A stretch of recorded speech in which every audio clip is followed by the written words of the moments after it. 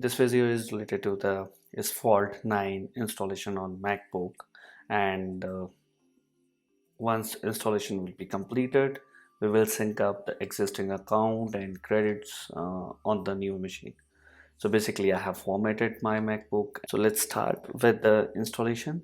Go to the App Store. Right here you can search Asphalt 9. So click on download. It will take some time because the download size is very big. It's around 3.51 GB, which will take time. I'll take a pause from here because download is gonna take time.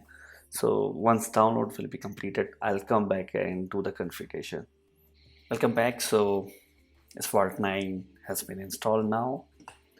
Let's open it. Initially we have to enter the details here. Right, go ahead with the random details. I have already signed in with my email ID, so I'll use this account because I have synced up everything here.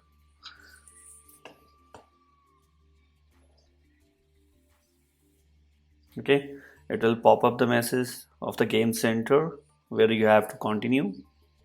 So you can see two accounts, but I want to sync up my existing account, the existing one, which you can see in another window on the B account. I have the details of cars owned, garage level, reputation level, tokens, credits, flags, and last time when I played that, right? So I'll go ahead with the second account because that's my existing. So I'll switch to account B. Make sure the information should be correct, otherwise you will not able to recover it. So I'll go ahead with yes.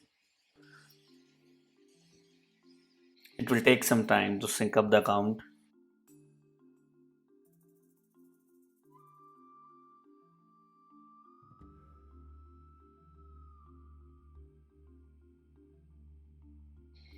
Alright, so I can see my existing credits, accounts, the garage, the cars, which are there.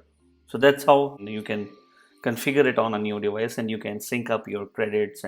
Thank you so much for watching this video. Please subscribe the channel.